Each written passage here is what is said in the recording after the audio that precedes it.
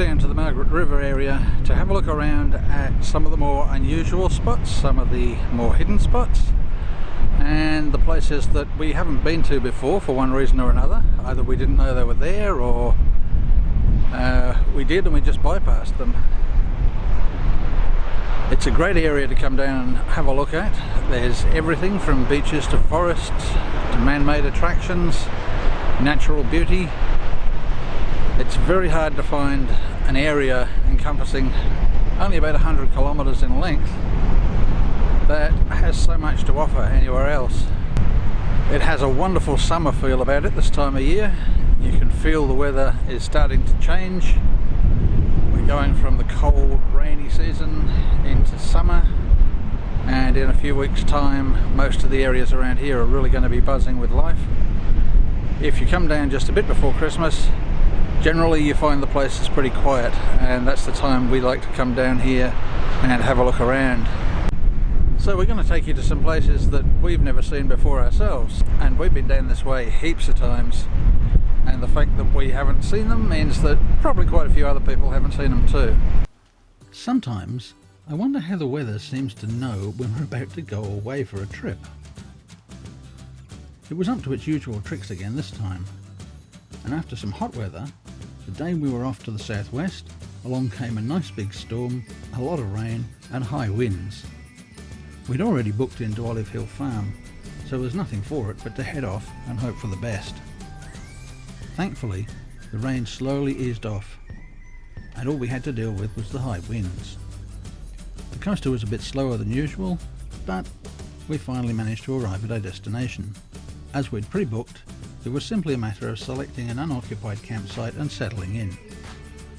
Olive Hill Farm is only about 10 minutes drive from Margaret River and is located along Bramley River Road.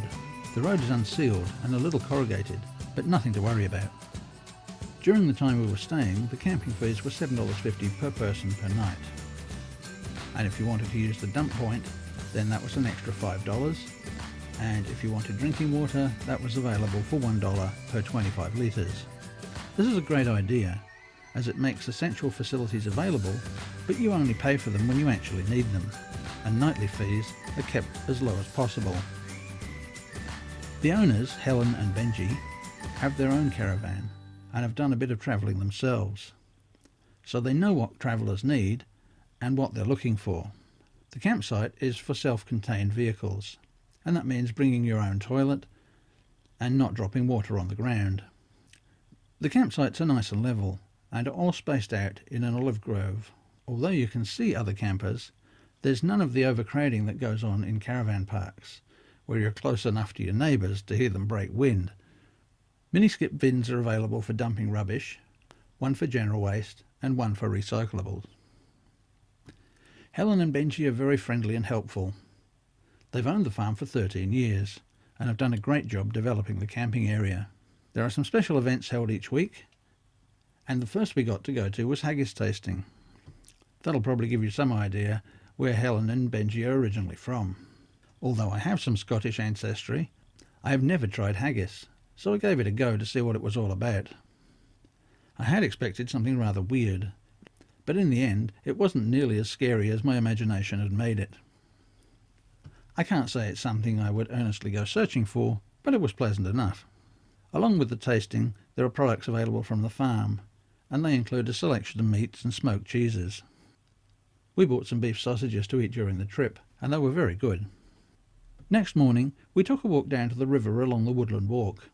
This was very pleasant, and the river would be a great spot for a dip on a hot summer's day. Then it was time to do some exploring. Anyone who's doing any travelling on the road really needs to get a copy of the Wikicamps app. It's cheap, and it lets you know where all the good campsites, caravan parks, day-use sites and attractions are in an area.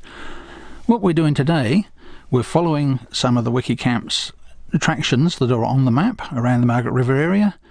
Unfortunately, what we're doing, we're using Google Voice Navigation, and Google Voice Navigation is pretty hopeless. It does eventually get you there, but it will give you a whole bunch of wrong instructions.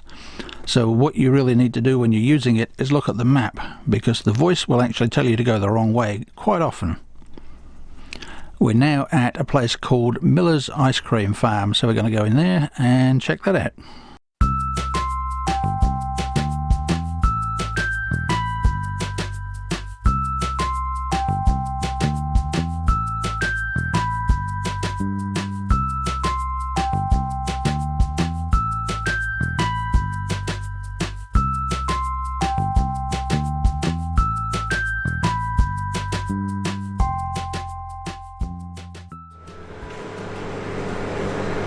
Now the big problem here, I think, is going to be working out which ones to try. Doesn't that look good? So you can get the ice creams in cones or in tubs. We decided to get them in tubs. Obviously, being Margaret River, these things are not cheap. The 3-in-1 tub's around about $9. The small one is $5. That's just a single flavour. The ice cream is nice, but I would have to say I'd like stronger flavours than are in these ones. Maybe they've got to cater for a lot of different tastes, but for me, yeah, I definitely like stronger flavours. Now the 3 flavours I decided to try were mascarpone, panna cotta and apple crumble. Of the 3, I think probably I like the mascarpone best. Belle's trying the pina colada, and again she's a bit disappointed that the flavour isn't all that strong. Before we stopped at Miller's Ice Cream Farm, we dropped into the Colonial Brewery. That was just a few minutes up the road from Olive Hill Farm. We hadn't really thought about what we were doing for the day, and it was a bit of a mistake to drop into the brewery that early. Mainly because it was too early to start sampling beers. So we skipped that and we went back later, so we'll come back to the brewery in another video. After Miller's Ice Cream Farm, we went on to Gracetown. There's a great little lookout there, and it's a good spot to sit and enjoy the view and get a bit of breeze coming through the coaster at the same time. One of the good things about travelling in the coaster is wherever you go, everything you need is right with you in the vehicle, so we can stop anywhere at any time for as long as we like. We've come down to Cowaramup Bay for lunch. It's otherwise known as Gracetown. We did hear some shark warnings going off just a few minutes ago, so assuming there is something big and bitey in the water, although looking at the chop out there I don't think there's much chance of anybody going in the water today anyway. Even so, good to know that they've got some sort of shark warning system in place down here now. Very pretty little bay, attractive place to come. We often come down here just to sit and look at the view for a while, and it's exactly what we're doing today. The Margaret River area is one of the most, if not the most popular tourist destination in WA. It hasn't gained that reputation without really deserving it. The wild coastline along here, sheltered bays, the forests and all the man-made attractions are really a magnet that draw people back time and time again. Not many people would criticise the place itself. Unfortunately, because it's become a tourist destination, the prices down here are considerably higher, but I guess if you're on holiday, that's just something you have to put up with. It's really worth coming down and wandering around. We're going to be spending 2 weeks here, and we're going to try to explore some of the areas we've never been to before. Although we've been down this way more times than I can count, we really haven't seen everything there is, so this trip's going to be mostly about trying to catch up with all the places that we've missed out on seeing on previous trips. We're going to be using the coaster to move around during the day. This has got to be the perfect time of the year to head down to the southwest. Nice and quiet.